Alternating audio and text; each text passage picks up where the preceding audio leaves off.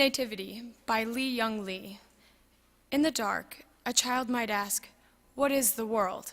Just to hear his sister promise an unfinished wing of heaven, just to hear his brother say, "A house inside a house," but most of all, to hear his mother answer, "One more song, then you go to sleep."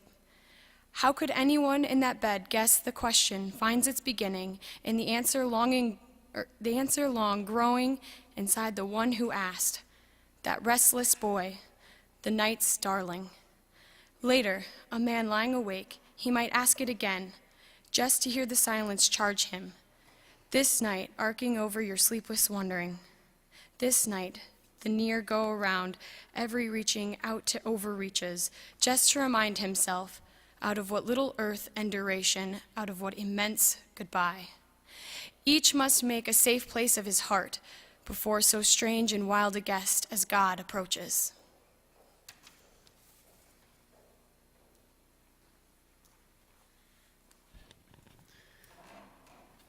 Truly, we have nothing to fear in the dark, for God came to us, waits for us. All that we need do is turn, understand that Christ has suffered for us and suffers with us, and open our hearts.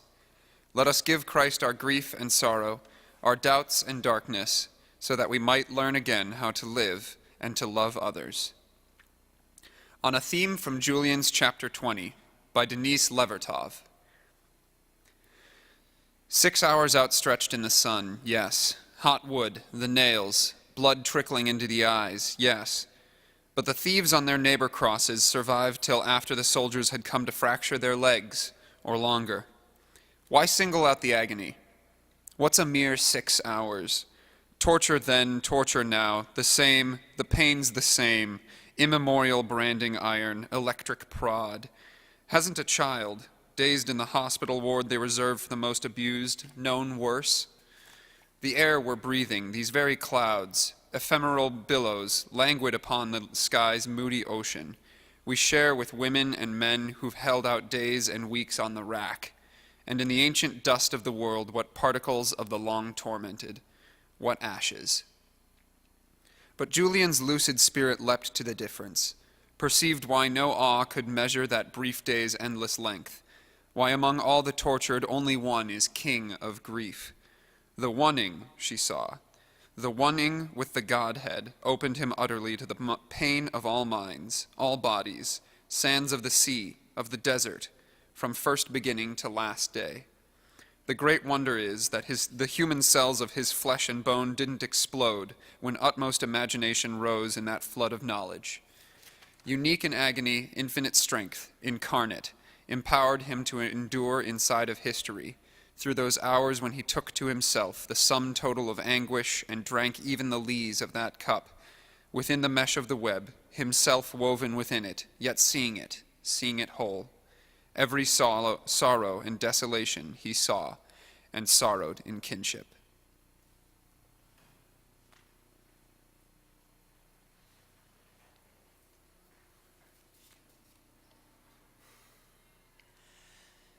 Back from the City by Jane Kenyon.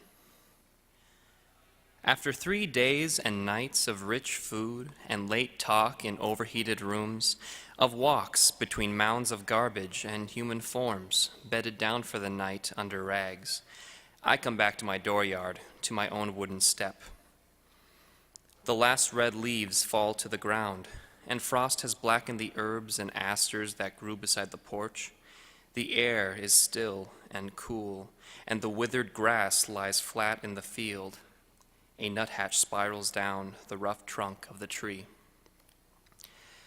At the cloisters, I indulged in the piety while gazing at a painted lindenwood pieta, Mary, holding her pierced and desiccated son across her knees.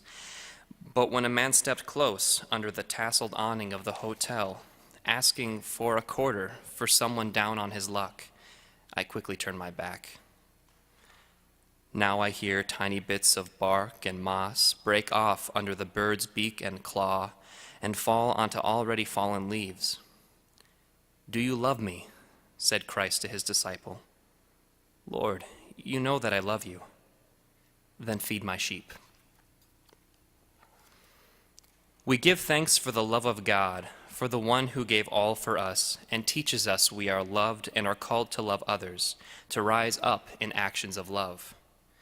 We look to the risen Christ that makes possible new life, renewed joy, and a responsive love that lets us risk a life lived in love for others.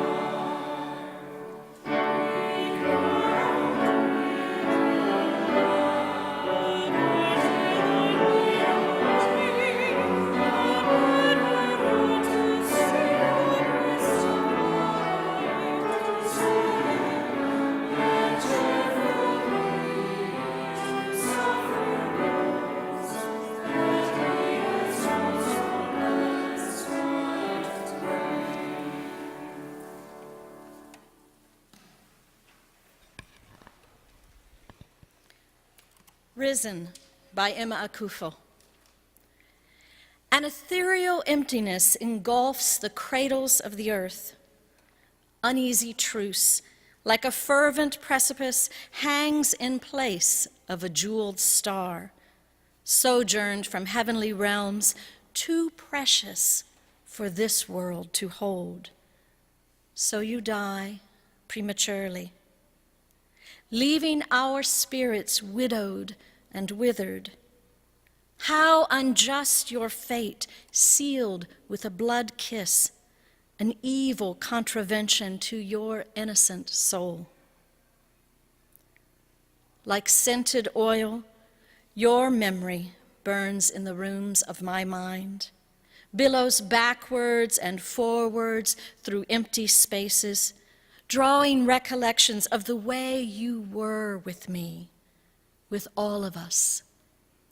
I orbit the realms of my duties, holding one thing or another momentarily, to be put down absent-mindedly and without purposefulness. What meaning is there if life itself is effervesced and displaced, a dreadful barrenness, cold and aloof, stares me in the face when I turn my eyes towards sleep? It continues to taunt. I take shallow breaths and count the moments of moonlight, lamenting inconsolably, a somber reflection in the night, waiting only for daylight to quicken my feet to your place of rest, a refuge, though I expect no solace. Such jubilant relief greets me. A seraphic apparition devoid of frail humanity heralds the good news of this morning and of all mornings, announcing your immortality with words etched forever in mortal memory. He is not there. He has risen.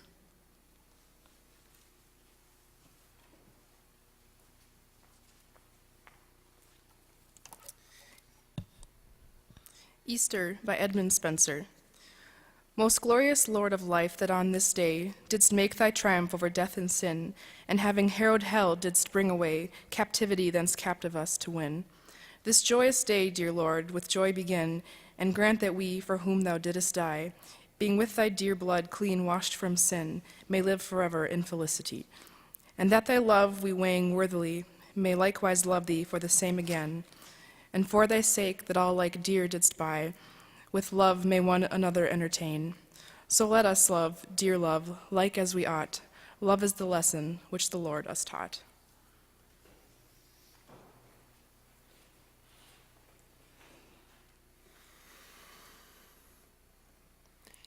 Easter by Benjamin Alire Sayens. My mother woke us that Sunday, her voice a bell proclaiming spring. We rose, diving into our clothes, newly bought. We took turns standing before mirrors, combing and staring at our new selves, sinless from 40 days of desert, sinless from good confessions.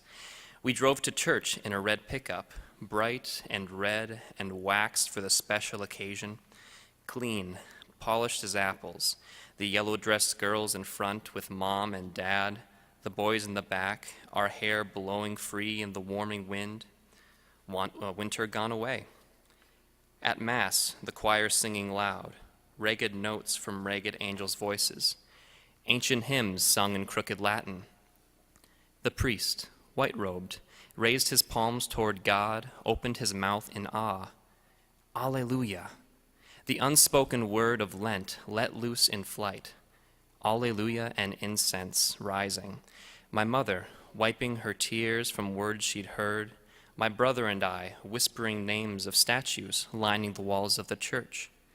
Bells ringing, Mass ending, we running to the truck, shiny as shoes going dancing. Dad, driving us to see my grandmother. There at her house, I asked about the new word I'd heard, resurrection. Death, death, she said, her hands moving downward. The cross, that is death. And then she laughed. The dead will rise.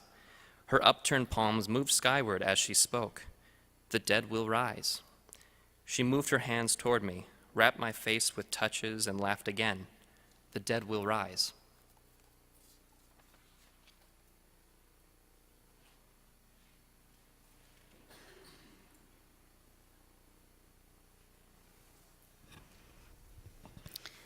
Sabbath Poem 5, 1980 by Wendell Berry. 6 days of work are spent to make a Sunday quiet, that Sabbath may return. It comes in unconcern. We cannot earn or buy it. Suppose rest is not sent, or comes and goes unknown, the light unseen, unshown. Suppose the day begins in wrath at circumstance, or anger at one's friends, in vain self-innocence, false to the very light, breaking the sun in half, or anger at oneself, whose controverting will would have the sun stand still. The world is lost in loss of patience. The old curse returns and is made worse as newly justified. In hopeless fret and fuss, in rage at worldly plight, creation is defied.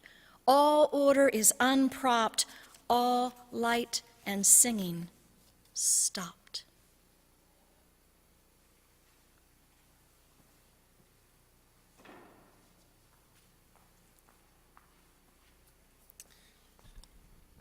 Christ as a Gardener by Andrew Hudgens.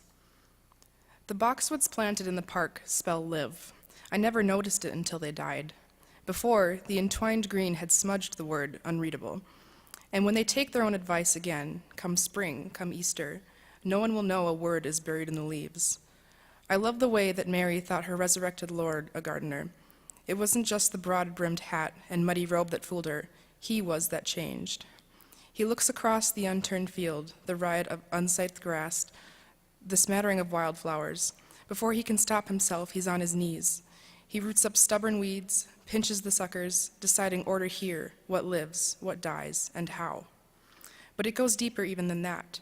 His hands burn and his bare feet smolder. He longs to lie down inside the long, dew-moist furrows and press his pierced side and his broken forehead into the dirt. But he's already done it, passed through one death and out the other side. He laughs. He kicks his bright spade in the earth and turns it over. Spring flashes by, then harvest. Beneath his feet, seeds dance into the air. They rise, and he, not noticing, ascends on midair stepping stones of dandelion, of milkweed, thistle, cattail, and goldenrod.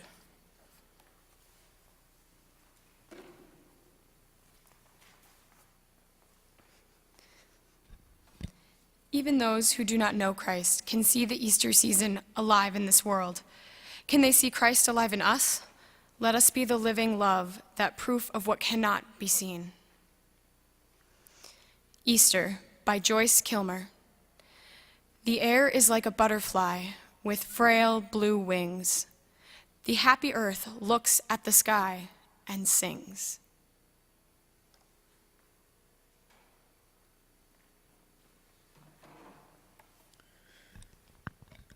The Easter Flower by Claude McKay. Far from this foreign Easter damp and chilly, my soul steals to a pear-shaped plot of ground, where gleamed the lilac-tinted Easter lily, soft-scented in the air for yards around. Alone without a hint of guardian leaf, just like a fragile bell of silver rhyme, it burst the tomb for freedom sweet and brief, in the young pregnant year at Easter time. And many thought it was a sacred sign, and some called it the resurrection flower. And I, a pagan, worshipped at its shrine, yielding my heart unto its perfumed power.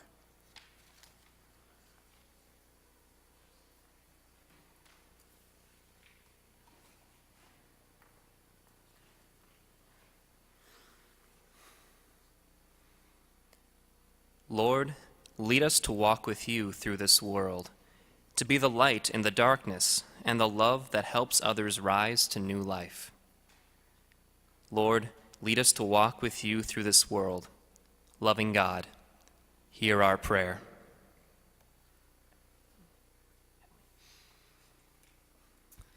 Lord, we thank you for living your love for us and teaching us that such love has no limit. Help us to love you without limits and to love one another as you love us. Lord, lead us to walk with you through this world. Loving God, hear our prayer. Lord, help us to live in harmony with the world you have given us, remaining appreciative and grateful for its beauty and abundance, being good stewards of what we all share together on this earth. Lord, lead us to walk with you through this world. Loving God, hear our prayer. Lord, help us to remember that we are all your children, to care for one another, and to be your living love in thought, word, and action. Lord, lead us to walk with you through this world. Loving God, hear our prayer.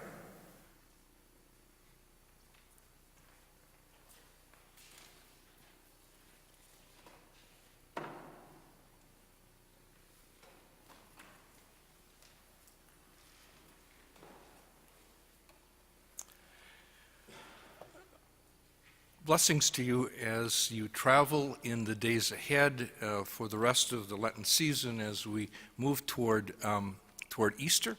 We look forward to having you back next Tuesday. I hope you have a good time. Special thanks to Dr. Don Duncan for this chapel, Poetry Chapel, to her students who brought hospitality and leadership, particularly to Mike and Jonathan and to Emily and to Carly. We're grateful for your gift to us today.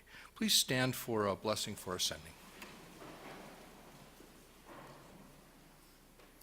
May God bring you peace and joy to the day of your baptism and to the fullness of life in Christ.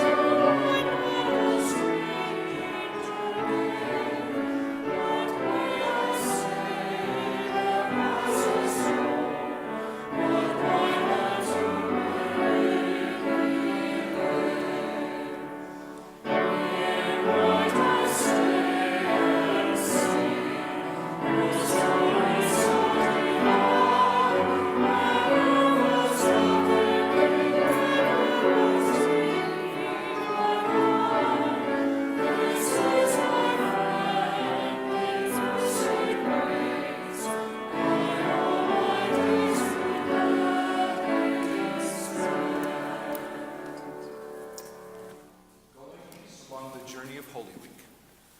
Thanks be to God.